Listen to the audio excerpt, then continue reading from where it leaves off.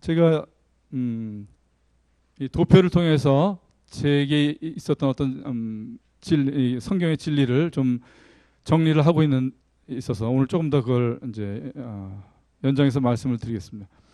사람은 흙과 또 하나님으로부터 혼으로 영으로 되어 있습니다. 근데 그것을 이제 창세기 2장 7절에서 흙으로 지으신 그 존재에다가 생기를 불어넣었을 때 사람이 생명이 됐다. 이 사람에 관한 정의, 데피니션입니다. 정의. 여기 보면은 생명, 살아있는 혼이라고 했을 때 이것이 말씀하시는 그 의미는 사람의 생명성은 흙에 있지 않고 영에 있다고 하는 것입니다. 하나님의 생기가 들어온 사람에게 생명이 있는 존재라고 하는 것이고, 그 사람이 하나님과 같은 영생의 존재가 되는 것을 결정하는 것 역시 하나님의 영인 것입니다. 데살로니가 전서 5장에는 사람이 육과 혼과 영으로 되어 있다는 것을 더 뚜렷하게 말씀을 하셨고요. 근데 잠언 18장에 이런 말씀이 있죠. 사람의 영이 그의 병약함을 지탱하려니와 상처 입은 영은 누가 감당하리요. 이거는 사람을 구성하고 있는 세 가지 요소 간에 서로 의존적인 관계가 있는데, 영은 혼과 육을 뒷받침할 수 있어요. 육이 힘들어하고 혼이 힘들어할 때 영의 하나님으로부터 영이 오고 그 영이 힘을 받고 새로워지면 이 육과 혼의 연약함을 감당할 수가 있어요. 그러나 이 거꾸로는 아니라는 거 하는 것입니다. 우리의 육체를 아무리 강하게 한다고 해도 우리 영의 문제를 그걸로 해결하지 못해요. 아무리 웰빙을 하고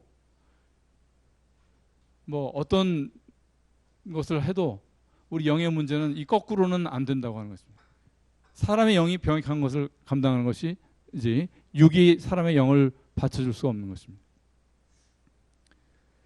그래서 그 빅터 프랭클이라고 아우슈비츠에서 살아난 사람의 그 수기를 보면은 처음에 그 수용소에 갇혔을 때 보면은 사람들이 다 제각각이고, 그런데 그 가혹한 수용소에서 건장한 사람이 살아남을 것으로 생각했는데 나중에 보니까 살아있는 사람들은 건장한 사람들이 아니라는 거예요. 건장한 사람들은 다 죽고 오히려 그 영이 살아있는 사람들이 그 수용소에서 살아남더라. 그런 증언을 한 바가 있습니다. 그래서 사람의 육체와 마음은 쇠잔하게 돼 있어요. 우리가 생로병사라고 하지 않습니까? 나이가 들면서 반드시 생로병사를 거치게 돼 있죠. 여기 예외가 있을 수 아무도 예외가 없는 것입니다. 이 쇠잔해가는 육체의 이 반석은 하나님이시고 하나님으로부터 온 영인 것입니다. 근데 제가 여러 차례 강조를 드리지만 마음도 쇠잔한다는 거예요. 마음. 지금은 내가 쇠장을 얼마든지 가질 수 있고 취할 수 있고 희망이 있다고 생각하잖아요. 희망을 지금은 만들어낼 수가 있죠. 그런데 안 그렇더라고요. 마음도 쇠잔합니다. 여러분이 가지고 있는 소망, 자신감, 희망, 이것도 쇠잔해요. 하나님 없으면. 이것이 나중에 하나님 없이 사는 인생들이 얼만큼 무서운 것으로 다가오는지 여러분이 겪지 않기를 바랍니다. 죽음이 가까워지는 자리에서 이 쇠잔한 마음 때문에 두려워하고 절망 속에 힘들어하는 그런 것이 여기 있는 분들 중에서는 아무도 없기를 바라는 것입니다. 그래서 우리 육체와 마음이 여전히 생명성을 유지할 수 있는 것은 하나님이 그 반석이 되시는 것입니다. 우리가 가지고 있는 큰 이 잘못된 세뇌된 것 중에 하나가 나는 하나님 편이라고 생각하는 것, 또는 하나님은 우리 편이라고 생각하는 것, 이 생각이 바뀌어야 됩니다. 우리는 이사야 14장에 가장 높은 구름에 올라 지극히 높은 자와 비기리라, 이거 사단의 말이거든요. 근데 이사야 47장에 보면은 내 마음에 이르기를 나뿐이라 나 외에 다른 이가 없다, 이건 사람에 있는 영적인 이 외침이에요. 이게 말 두 가지가 똑같은 거예요. 그래서 우리는 날 때부터 사단의 유전자를 가지고 있다고 하는 것을 잘 알아야 됩니다. 이 기초 지식이 없거나 생략되거나 이걸 간파하지 못하면은 굉장히 많은 여러 가지 신학적인 오류들이 생기더라고요. 골로새 1장에 보면은 우리가 구원받지 못하던 상태를 어떻게 말씀하시냐면은 전에 악한 행실로 멀리 떠나 마음으로 원수되었던 우리라고 하셨습니다. 그러니까 모든 인류는 하나님의 적이에요. 하나님과 적대적인 관계예요. 하나님이 뭐 아쉬운 게 있어가지고 사람한테 구걸하고 그런 입장이 아니라고 하는 것입니다. 그래서 우리가 구원받지 못하면 사단과 운명이 같은 거예요. 사단과 영적인 운명 공동체인 것입니다.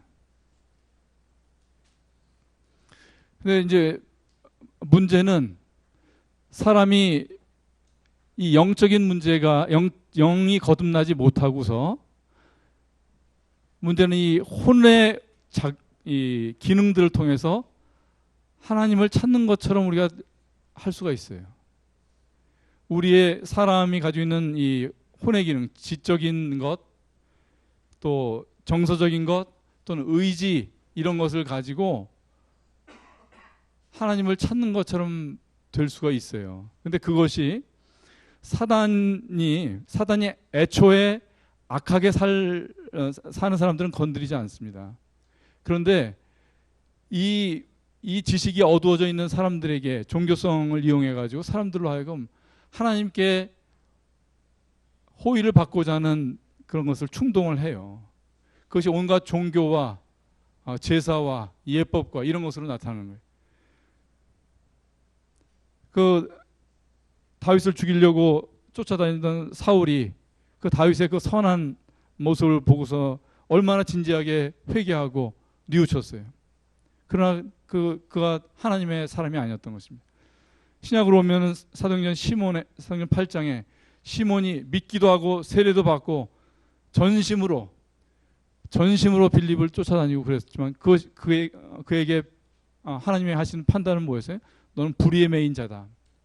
불의에 매인 자다라고 하셨어요. 그래서 우리의 영의 문제가 해결되지 않은 상태에서 얼마든지 사람의 지정의라는 이 혼의 기능을 통해서 사단이 우리한테 종교를 심어줄 수가 있다고 하는 것입니다. 그것의 원조가 가인이죠. 창세기 4장에 보면은 하나님께서 아벨의 제사는 받으시고 가인의 제물은 안 받으셨죠. 여기 보면 가인과 그 제물은 연락하지 아니하신지라. 가인이 심히 분해서 안색이 변했던 것. 하나님을 섬기겠다고 하나님을 존경한다고 하는 사람, 그 제사를 드린 사람의 태도가 이런 것입니다. 그러니까 그의 제물은 무엇이었느냐? 안색이 변할 제물이었던 것이. 그의 선은 무엇이었느냐? 나중에 아우를 죽이잖아요. 이게 사람의 그래서 이 영의 문제, 이 우리 안에 들어온 하나님의 영이 아닌 이 선악과가 들어온 사람의 이 영적인 문제가 뭐냐면은 내가 선하다고 하는 것이 받아들여지지 않을 때는 그 모든 대상이 적인 거예요. 그 모든 대상을 미워하고 그 살인할 수 있는 그 마음이 안에 있는 것입니다. 그리고 심지어는 그 4장 9절에 보면은 내 아우 아벨이 어디 있느냐 이렇게 하나님이 부르시니까 내가 내 아우를 지키는 자이니까 하나님께 항변하잖아요. 이것이 바로 얼마든지 종교적이고 경건할 수 있는 그 사람의 모습 뒤에 숨어 있는 이 죄의 참 모습인 것입니다.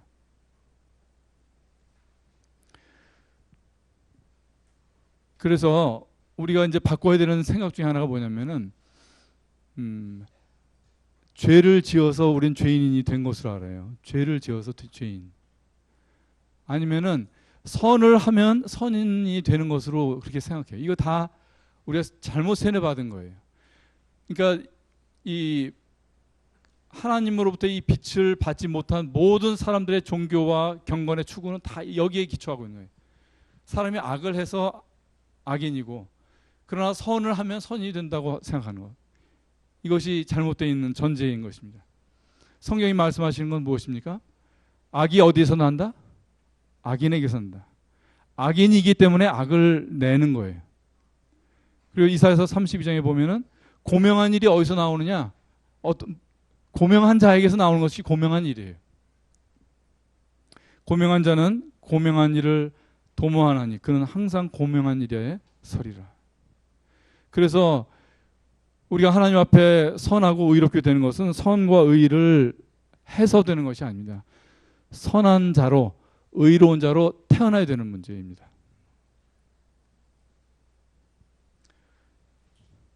그래서 지난번에 한번 보여드린 그림이지만 우리의 상태는 이 왼쪽 상태에서 출발하지 않는다.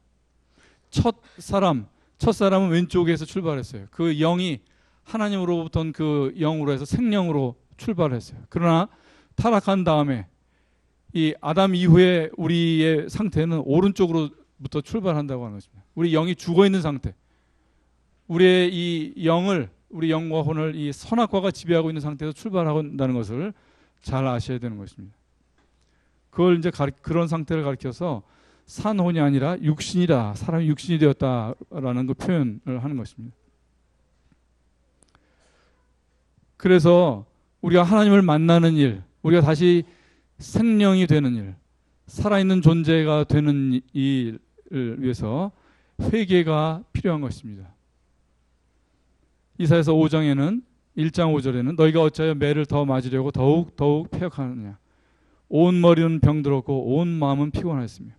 여기서 머리라고 하는 것은 이 머리를 얘기하는 것이 아니라 이 우리를 통치해야 되는 거 하나님의 영역, 거기가 병들었다고 하는 것을 말씀하시는 거예요. 그로부터 우리의 마음, 지정의도 타락하게 된 것입니다.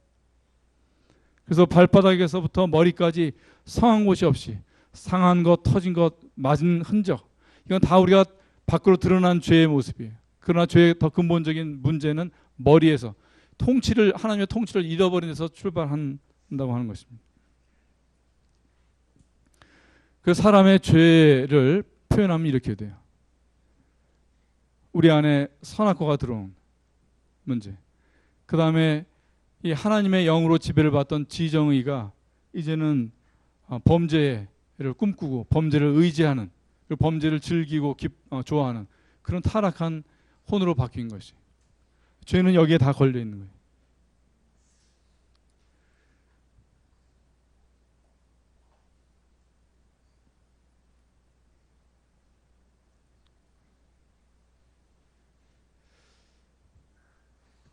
그런데 그 회개를 어떻게 해야 될까? 그럼 회개를 이 혼의 영역으로 인식할 수 있는 그 죄만 회개하면 될까요? 아니죠. 우리 중심에 있는 문제, 우리를 통치하고 있는 문제, 또는 우리가 그것을 통해서 영생하고자 하는 이 선악과의 문제, 이것도 회개를 해야 된다고요.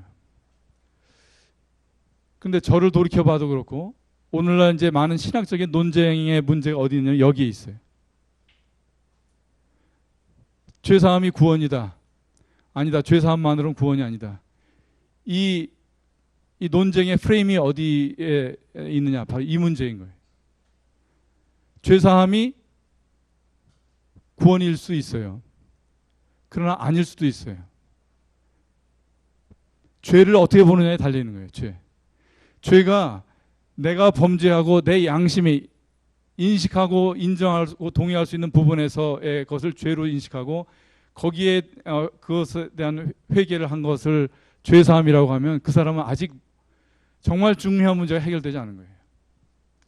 그런데 이 사람의 죄가 좋아 보이고 먹음직스럽게 보이고 지혜롭게 보이는 바로 이 문제에 있다는 것을 아는 사람의 죄사함은 그 죄사함은 구원이에요. 예레미야 2장 말씀에 내 백성이 두 가지 악을 행하였다고 그러셨잖아요. 한 가지는 생수의 근원되는 나를 버린 것. 바로 이 문제입니다.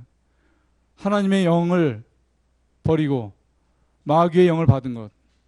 내가 선악권의 왕노릇하고자 하는 이 영적인 상태, 이것이 바로 생수의 근원되는 나를 버린 것이에요. 그 다음에 또 하나의 죄는 무엇이냐? 두 가지 악 중에 또 한 가지 악은 스스로 웅덩이를 판 것이란 말이에요. 내 인생 내 마음대로 살고 진리를 따라 살지 않는 모든 그런 이 나의 웅덩이, 내가 스스로 파고자 했던 웅덩이, 이 두 가지라는 거가 다 악이라는 거예요. 그래서 이 회개가 이 두 가지에 다 이것이 다 죄라고 하는 것을 알아야 돼요. 내 인생 웅덩이가 터졌을 때 사람들 다 하나님께로 돌아오잖아요. 그리고 회개합니다. 그건 이 양심의 수준의 회개예요. 그러나 우리에게 필요한 진정한 회개는 내가 하나님의 자리를 차지하고 있었던 것, 하나님을 버리고 나 혼자 영혼을 꿈꾸었던 것, 이거 다 죄예요. 입법자와 재판자는 오직 하나님이신데 이웃을 판단하고 사는 것, 이거 다 죄란 말이에요. 이 자리에 이 문제에 걸리는 거예요. 가운데의 문제. 그 예수님의 십자가에 있는 그 죄명이 무엇이었냐? 혐의가 무엇이냐? 사람의 영적인 혐의가 왕노릇한 거란 말이에요. 하나님 노릇하고자 하는 거.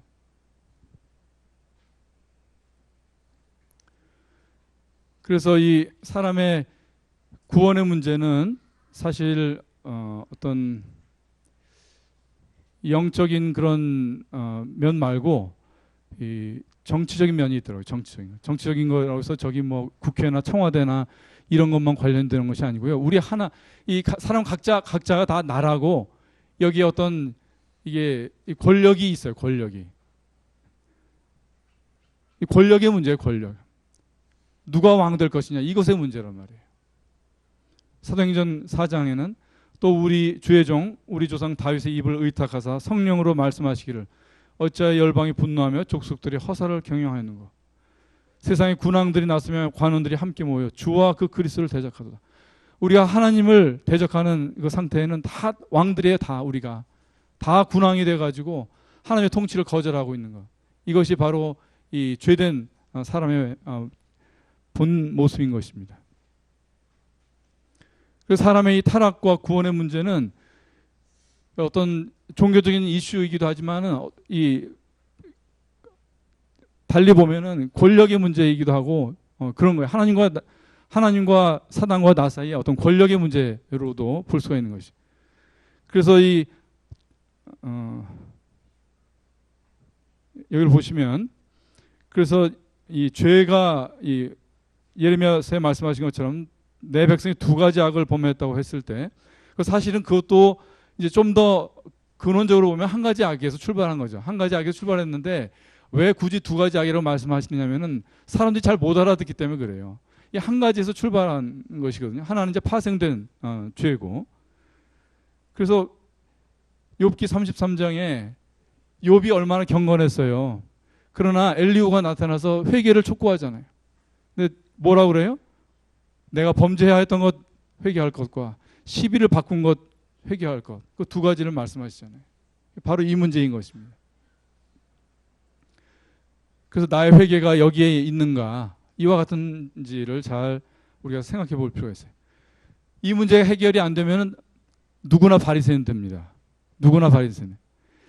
이 선악과의 문제는 해결이 안 된 상태로 나의 어떤 이 혼의 기능을 굉장히 종교적이고 경건한 모습으로 나타낼 수가 있거든요. 사람이 악과만 맺는 것이 아니라 지극히 선한 선과도 맺혀요.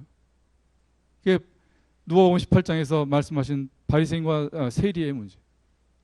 난 이런 거 안 하는 거, 이런 거 안 하는 거, 난 이런 거 하는 것, 이런 거 가지고 나를 의롭다고 여기고 하나님께 호의를 받으려고 한단 말이에요. 근데 세리는 무엇입니까? 이 세리의 이 회개에 보면은 오늘 좀 주목하고 싶은 게 있어요. 하늘을 못 봤다고 그랬고 또 하나는 뭐라고 돼 있어요? 가슴을 쳤다고 그랬잖아요. 가슴.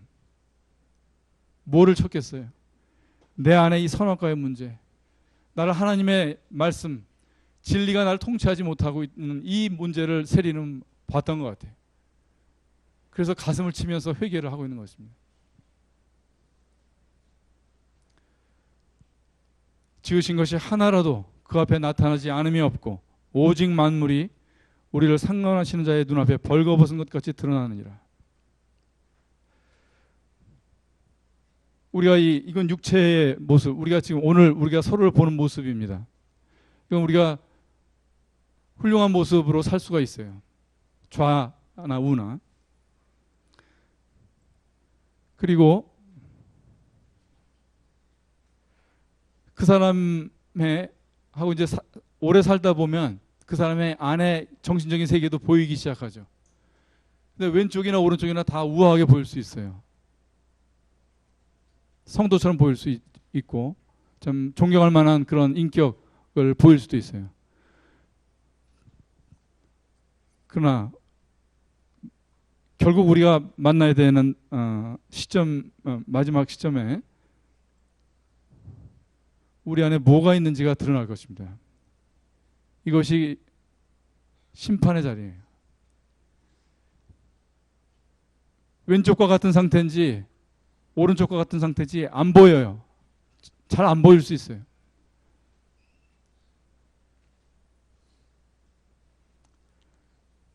그래서 이 심판에 관한 계시록의 말씀이나 그런 데 보면은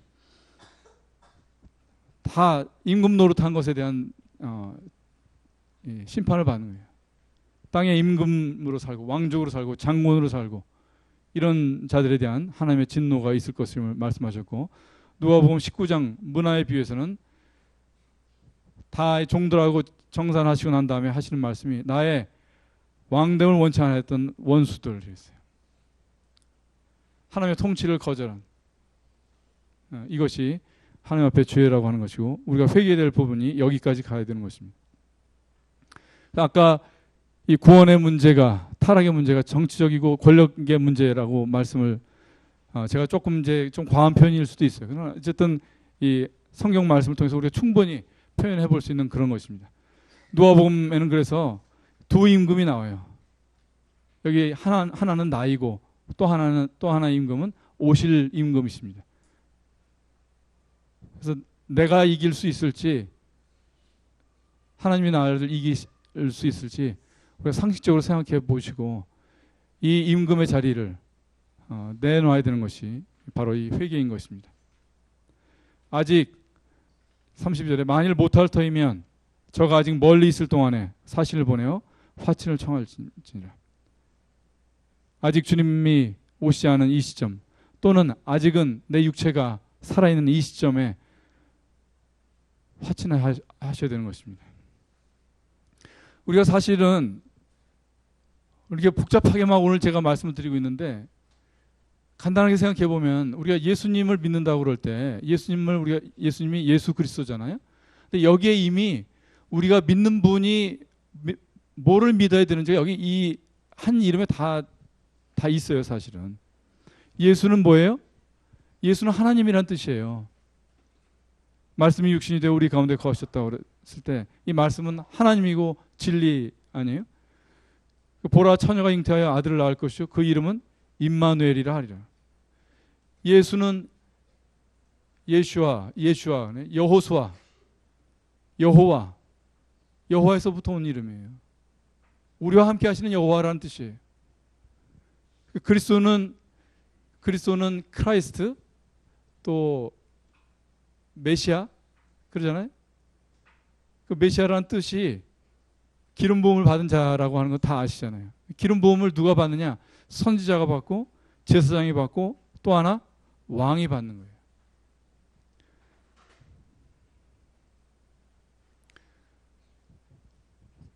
동전을 여기 보여드리고 있는데, 동전이 한쪽 면만으로 존재할 수 있나요? 존재할 수 없죠. 두 면이 있죠. 그런 것처럼 그러니까 우리가 예수님을 나한테 은혜로 오신 분으로만 받아들이고 그를 그렇게 대하는 것은 동전 한 면만 존재할 수 있다고 우기는 것하고 같아요. 그분의 그리스도이심, 그것이 같이 있어야 되는 거예요. 그것이 동전의 다른 면인 것입니다. 그래서 하나님의 은혜와 하나님의 주권은 별개일 수가 없어요. 그건 붙어 있는 것입니다. 복음이 무엇입니까? 로마서 1장에 보면 복음에 대해서 데피니션이 있어요. 영어를 써서 조금 죄송하긴 한데 가끔 이게 이제 더 명백하게 전달이 되기 때문에 복음을 어떻게 정의하느냐? 이 복음은 이다. 어떻게 되죠? 하나님의 선지자들을 통하여 성경에 미리 약속하신 것으로 자신의 아들 예수 그리스도 우리 주에 관한 것이다. 복음은 우리가 주인공이 아닙니다. 복음은 예수님이에요. 예수님이 자신의 창조주로서의 지위, 창조주로서의 명예, 하나님으로서의 권위와 권력을 다시 획득하시는 것, 그걸 되찾으시는 것, 그거라고 볼 수 있는 거예요. 그 과정에 사람의 구원이 필요한 거고 십자가가 필요한 것일 뿐이에요. 애초에 잘못된 지점, 아담이 잘못했던 그 이전으로 회복되는 데는 그 필요한 복음은 바로 이것인 것입니다. 그래서 복음은 다름 아닌 그리스도 자신인 것이에요. 그 이어지는 말씀에도 보면 너희도 그들 중에 있어 예수 그리스도의 것으로 부르심을 입은 자니라. 근데 우리는 예수님도 여러 가지 복 중에 하나로 나의 것으로 부르심을 입은 그런 분같이 그렇게 여기고 있는 것입니다. 우리의 믿음이 그런데 처음부터 이렇게 되지는 않더라고요. 처음부터. 욥기 8장 말씀에 내 시작은 미약하였으나 내 나중은 심히 창대하게 되리라. 근데 여기 보면은 계시록이나 이사야서 이런 데 말씀해 보면은 이 시작과 나중이 누구의 이름이에요? 예수님의 이름이에요. 나는 알파와 오메가요 처음과 나중이요 시작과 끝이라. 이 말씀을 보면서 저는 위로도 받고 어떤 해결을 봐요. 어떤 해법이라고 그럴까? 그러니까 내가 처음 만난 예수님은 미약해요. 그러나 시간이 가면서 그 예수님은 점점 창대해지게 돼 있어요. 이것이 진리예요. 그렇지 않으면 그는 시작과 나중이라고 하신 그 예수님이 아직 아닌 것일 수 있어요. 이 미약한 시작과 창대한 나중을 단 한 구절로 말씀해 주시는 것이 바로 이사야서 9장 6절 말씀입니다. 다 같이 한번 소리내서 읽어보겠습니다. 시작. 이는 한 아기가 우리에게 낳고 한 아들을 우리에게 주신 바 되었는데 그 어깨에는 정사를 메었고 그 이름은 기묘자라 모사라 전능하신 하나님이라 영존하시는 아버지라 평강의 왕이라 할 것입니다. 우리가 처음에는 아기로 오시고 사람의 아들로 오셔서 그 연약하시고 온갖 수모를 다 받아내시고 급기야는 십자가에 그렇게 무기력하게 항변도 안 하시고 달리신 그 무기력하고 미약한 예수님을 만나는 거예요. 그러나 이 예수님이 우리에게서 시작이 되시면 그 시작이 예수님 그리스도였으면은 그분은 점점 내게 그분은 정사를 매시고 그분은 다시 말해서 권력자이시고 그분은 통치자이시고 기묘자이시고 모사이시고 하나님이시고 영존하시는 아버지이시고 평강의 왕이라고 하는 것을 점증적으로 우리에게 나타내신다고 하는 것이에요. 그래서 우리가 주님이라고 부를 때 여러분의 그 주님 속에 이 두 가지가 다 있는지 한번 보세요. 나를 구원해 주신 십자가에서 죽으신 그 구주 그리고 그러나 또한 그분이 임금이시라고 하는 내게 통치권을 갖고 계신 분이라고 하는 것에 대한 그 이름인지 그렇게 주님을 부르는지 한번 생각을 해보십시오. 그래서 잠깐 지난번에 말씀드렸지만 솔로몬의 재판이 있잖아요. 여기 보면 굉장히 길게 솔로몬이 그 재판이 나오는데 어느 날 이 말씀을 읽다 보니까 여기 굉장히 영적인 어떤 함의가 있는 것 같아요. 그 솔로몬이 얼마나 똑똑했는지를 그렇게 긴 기사를 통해서 보여주시려고 했던 게 아니고 여기는 중요한 영적인 의미가 숨겨 있는 것 같습니다.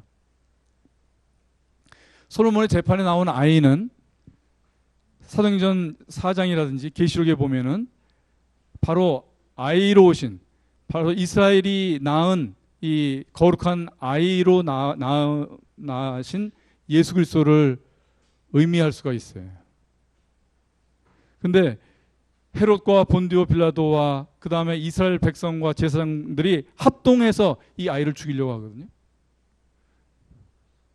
그래서 그 결과가 뭐냐면은 칼로 나누려고 하는, 칼로 나눠달라 하는 이 그 여자가 바로 이거예요. 예수 그리스도를 어느 지점에선가 끊어버리는 거예요. 어디선가 나누는 거예요. 그게 주로 어디서 나누느냐? 아들까지는 오케이. 그러나 그분이 왕이시고 하나님이시고 그분이 나의 삶의 지혜이고 원천이라고 하는 것은 그건 싫어하는 거예요. 죄의 용서는 고마운데 왕 없이 살고자 하는 거예요. 이것이 적지 않은 교회 다니는 사람들의 문제인 것입니다.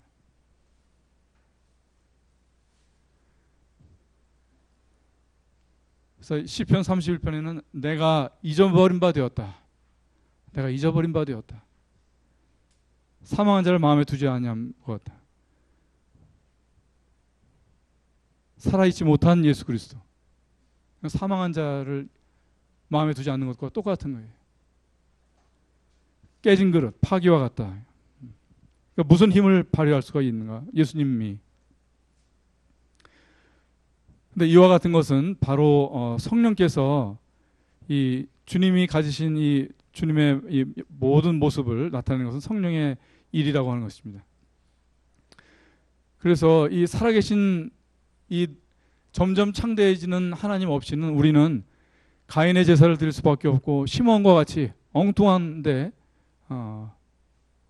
다 소진할 수가 있어요. 이와 같은 것은 사도행전에 보면은 유대인의 유대인에게 전하는 전도와 또 이방인들에게 조금 차이가 있지만 본질적으로는 같아요. 이 고넬료가 돌아왔을 때, 구원받았을 때 사도행전 11장에 나중에 찾아보십시오. 이 베드로가 하는 말을 통해서 보시면은 결국 성령으로 세례를 받는다고 하는 것은 고넬료는 그 전에 경건했어요. 하나님도 경외하고 구제도 하고 기도도 하고 그랬었어요. 그러나 그에게 바로 이와 같은 성령의 비춤이 있었어야 했다고 하는 것입니다. 그래서 예수님이 초림 때 왕으로 왔지만 거절당하셨죠. 재림 때 이제 왕으로 오십니다. 이 은혜 시대는 무엇이냐? 마찬가지예요. 이 은혜 시대는 이 앞으로 오실 이 왕, 이 무서운 통치권을 가지고 오시고 심판하실 이 왕을 미리 받아들인 것, 그것이 바로 구원이에요. 그것이 회개입니다. 이 문제가 해결이 안 되면 죄악이 속하게 된 것은 알지만 악에서 못 떠나요, 사람이. 왜냐하면 그 안에 나를 통치하는 것이 하나님이 아니라 여전히 선악과이기 때문에 그렇습니다. 이게 종교적인 선악과일 뿐이에요. 누가복음 8장과 4장에 보면은 이 예수님에 대한 인식이 있지만 예수님의 통치를 거절하는 두 사람이다. 하나는 무덤 사이에 있는 사람. 이거는 뭐 명백하게 세상에서 하나님 없이 살고자 하는 사람인데 문제는 회당 안에도 이 똑같은 나와 상관하지 마소서 하는 사람이 회당 안에도 있다고 하는 것입니다. 그래서 오늘날도 이 기독교 안에 이렇게 거듭난 사람이 있는가 하면은 무덤 사이에 있는 사람과 똑같은 영적인 상태가 똑같은 그런 사람들이 있는 거예요. 그래서 지금 이 성령을 받지 못하면 이 성령께서 오시지 않은 사람은 나중에 받아요. 근데 그때는 태우는 불로, 축정회를 태우는 불로 받게 되는 것입니다. 그래서 우리가 전도하거나 복음 상담할 때 조금 주의해야 될 게 있어요. 그 사람 복음을 시인했다. 근데 시인이 꼭 영의 것이 아닐 수 있어요. 지정의를 통해서 얼마든지 시인할 수 있어요. 그 다음에 이 구원의 확신, 이것도 물론 필요합니다. 구원받은 사람한테 미약한 확신이 점점 창대해지게 돼 있어요. 그러나 확신 자체가 그 사람이 정말 하나님의 영이 들어왔는지 100% 장담 못해요. 그 확신이라고 하는 것도 혼의 작용일 수가 있어요. 실제로 그런 것에 대한 주님의 경고가 마태복음에 이렇게 나와 있는 것입니다. 그래서 우리 진정한 회개와 진정한 죄의 문제, 하나님의 통치가 받아들이지 않은 사람은 그 종교라고 하는 것이 늘 자기 선을 추구하는 것이에요. 그 본질은 자기 숭배입니다. 그리고 그런 데서 나오는 것은 자랑, 교만, 아니면 자랑하기가 어려우면 자기 연민으로 반대로 가는 거예요. 근데 그 본질은 마찬가지.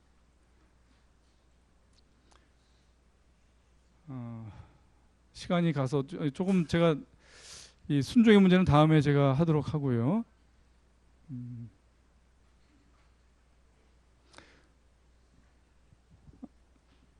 지난 금요일 날 청년들 이 주로 결혼 문제를 중심으로 해서 형제 교제 회의를 했습니다. 거기서 나눠진 것을 잠깐 좀 말씀을 드리겠습니다. 요한 1서에 하나님이 우리를 사랑하시는 사랑을 우리가 알고 믿었노니 하나님은 사랑이시라. 하나님 안에 사랑으로 보이지 않는 다른 것은 하나도 없습니다. 그리고 사랑은 거의 이걸 이제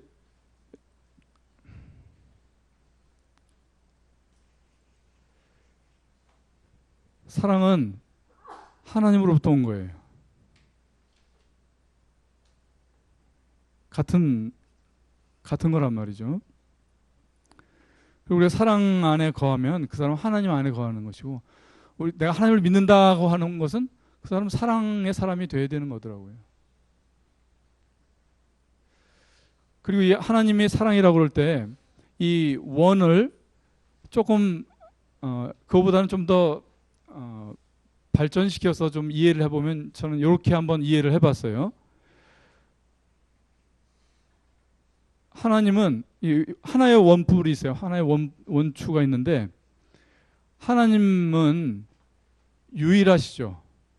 모든 존재의 근원이시고 거룩한 정점이고 거룩한 특이점이라고 그럴까? 그 하나님 외에 다른 것으로는, 다른 존재는 존재할 수가 없는 거예요. 유일한 점인데, 그러나 그것이 사람과 상호작용할 때, 사람에게 나타날 때는 사랑으로 나온다고 하는 것입니다. 이거는 하나님에 대한 지식이 확대가 돼도 마찬가지. 하나님에 대해서 점점 더 알아가고, 또는 교회가 커지고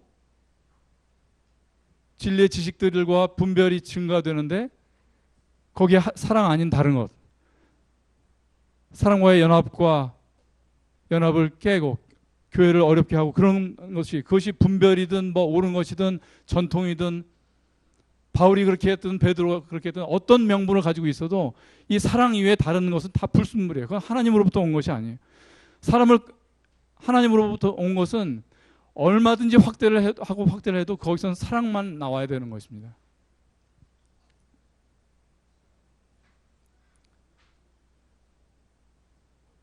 그래서 사람은 보면은요, 저기 고넬료 같이 저기 꼭대기에 가까운 사람이 있는가 하면 가늠하다 현장에서 잡힌 사람도 있는 거예요.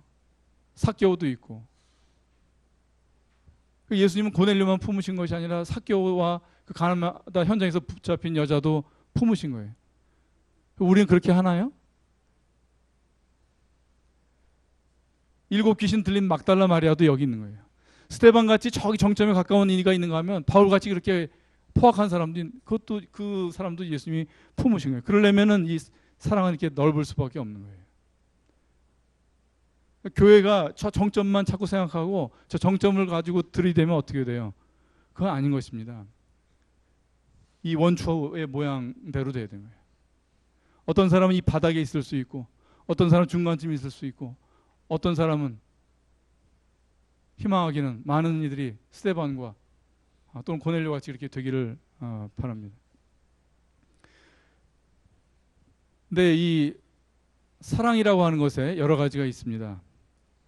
이게 흥미롭게도 사무엘기에 나와요. 사무엘기에 이 사람이 3가지 사랑이 나와요. 하나는 육이 사랑이라고 주장하는 거, 에로스, 또는 어떤 정신적인 어떤 사랑, 필레오, 그다음에 아가페, 이 3가지의 사랑이 사무엘기에 다 나옵니다. 이 에로스의 사랑을 보여주는 게 암논이에요. 근데 암논의 사랑은 어떻게 해요? 이 다말을 취하면은 얼마나 행복할까 하는 생각에 사로잡혔었죠. 그런데 다말을 막상 취하고 나니까 어떻게 돼요? 그 사랑했던 만큼이 다 미움과 혐오감으로 변해버렸어요. 이것이 육의 사랑입니다. 사울의 사랑, 이 필레오의 사랑의 한계를 보여주는 것이 사울이에요.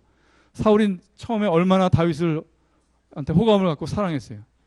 병기 드는 자로 삼았다고 하면 요즘 같으면은 뭐죠? 경호 실장, 아주 최측근의 사람으로 삼은 거 아니에요. 근데 나중에 어떻게 됩니까? 창을 다윗한테 던지잖아요.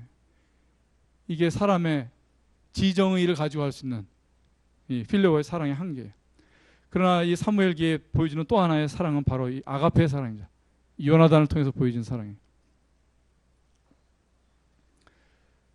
청년 여러분, 어떤 사랑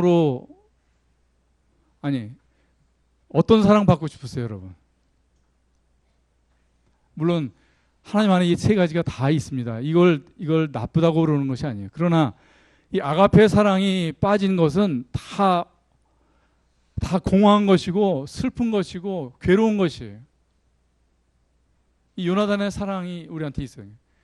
청년들이라고 달라요? 마찬가지예요. 바로 결혼을 이 문제로 접근을 해야 되는 것입니다. 결혼은 하나님이 제정하셨죠. 그렇죠? 창세기 2장에 보면 가장 먼저 이 만드신 어떤 제도가, 인간 사회에 만드신 제도가 이 결혼이에요. 그래서 하나님과 사랑이 하나라고 한다면은 거기서 파생된 모든 것도 사실은 하나님의 것을 담아야 됩니다. 결혼이 마찬가지고 가정이 마찬가지. 그래서 제가 이 첫 도표로 보여드린 게 이거죠. 사람에게는 명령의 영역이 있고 임의의 영역이 있다. 동산 각종 나무의 실과는 내가 임의로 먹되, 그러나 동산 중앙에 있는 나무의 실과는 내가 먹지 말라.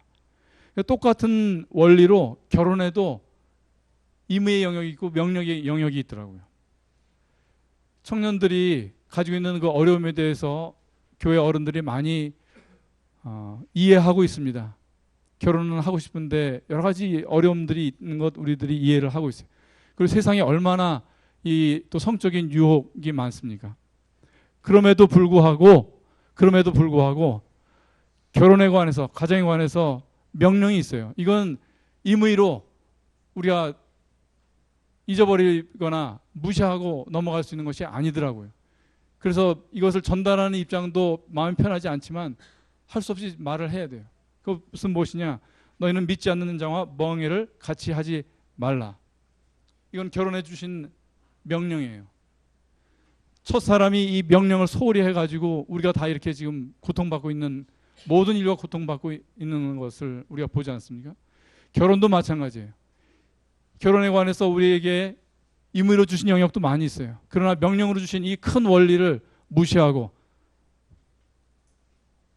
나면 똑같은 그 불행과 어둠 것이 그 결혼 속에, 그 가정 속에 올 수 있는 것입니다.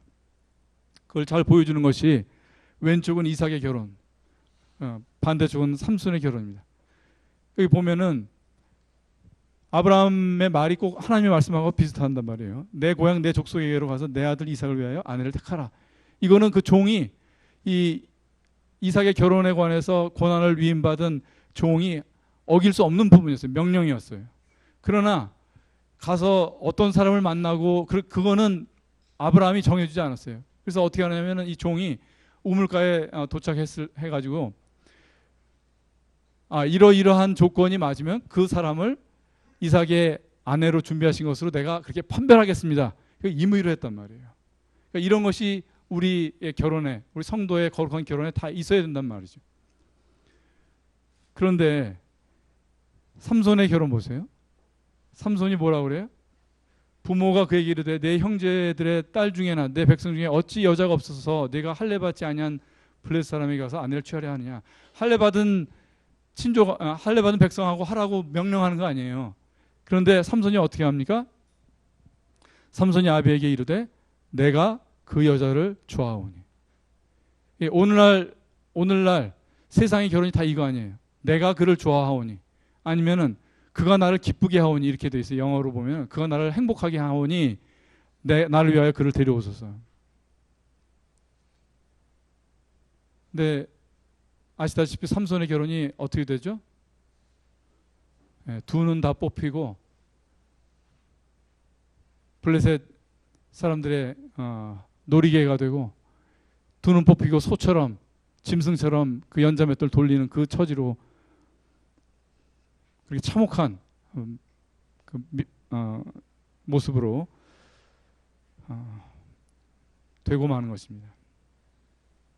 여기 보면은 결혼은 1차적으로 이것도 조금 이제 우리 청년들이 나중에 이제 결혼해서 가정을 갖고 그렇게 해서 좀 깨닫게 될 것으로 생각을 하는데, 뭐냐면은 결혼이 사람을 위한 게 아니에요. 엄격하게 보면 결혼이 하나님을 위한, 그 종이 마치 아브라함을 위해서 이 결혼의 이 일을 나갔듯이 결혼은 사실은 그리스도를 위한 것이에요. 그리스도께서 교회를 얼만큼 사랑하셔서 자신의 몸을 십자가에서 희생하셨는지를 그거 깨닫게 하시려고 결혼이라는 관계, 부부라는 관계를 허락하신 거예요, 사람에게. 그래서 살다가 머리가 팥뿌리가 되도록 다 이제 늙은 다음에 남는 건 아무것도 없어요, 사실은. 아무리 지금 이렇게 환상적으로 보이는 결혼이라 하더라도. 그러나 나중에 그리스도와 교회의 그 모습이 그 부부 사이에 남으면 그것이 성공한 결혼이고, 그것이 결혼의 본 뜻을 성취한 그 부부가 되는 것이고 결혼이 되는 것입니다. 근데 삼손은 뭐라고 해요? 누구를 위하여 그를 데려오소서? 나를 위하여. 이게 우리가 주의해야 되는 그런 결혼인 것입니다. 그래서 삼손이 나실인이었지만 이 결혼을 잘못하는 것을 통해서 그렇게 비참한 신세로 떨어졌던 것입니다. 다 같이 한번 읽고 마치도록 하겠습니다. 시작. 말씀을 멸시하는 자는 패망을 이루고 계명을 두려워하는 자는 상을 얻느니라. 지혜 있는 자의 교훈은 생명의 샘이라. 사람으로 사망의 그물을 벗어나게 하느니라. 예. 자잘한 일은 다 우리 임의에 두셨어요. 그러나 우리에게 명령으로 두신 일은 우리가 사망을 벗어나는, 사망을 미연에 모면할 수 있는 그것이 바로 거기에 담겨 있기 때문에 우리에게 명령으로 주신 것입니다. 조금만 더 해야겠습니다. 창세기 24장 이 아름다운 이삭의 결혼 뒤에 마지막에 보면은 마지막 절에 이렇게 돼요. 이삭이 리브가를 인도하여 모친 사라의 장막으로 들이고 그를 취하여 아내를 삼고 사랑하였으니 이삭이 모친 상사의 위를 얻었더라. 자, 청년들 한번 대답을 해보세요. 아내를 취하는 것이 먼저입니까? 사랑이 먼저입니까? 뭐가 먼저예요? 네. 아내를 취하는 것이 먼저예요. 그러니까 성경이 주는 이 놀라운 교훈은 무엇이냐면은 부부가 되는 것이 먼저예요. 그렇게 되면 사랑은 따라오는 거예요. 근데 우리는 부부가 되기 전에 있는 이 사랑을 가지고 그것으로 당신을 영원히 사랑해 이렇게 허튼 소리를 한단 말이에요. 네. 동의의 웃음으로 제가 압니다. 이거를 신뢰를 하셔야 돼요. 내가 지금 마음이 안 내키고 이 명령을 따르는 것, 어른들의 교훈, 지도를 따르는 것이 싫죠. 마음에 드는 사람이 얼마나 있겠어요. 그러나 그렇게 해서 결혼을 하게 되면 사랑이 뒤따라온다는 것. 이것을 신뢰하시길 바랍니다. 그래서 근데 우리 이런 진리의 결혼에 모든 사람이 이렇게 A같이 부모도 믿는 사람이고 또 나도 순종하는 마음이 충분해가지고 이렇게 직항으로 가는 사람이 있는가 하면 어떤 사람은 이렇게 갈 수도 있어요. 난 부모도 안 믿어.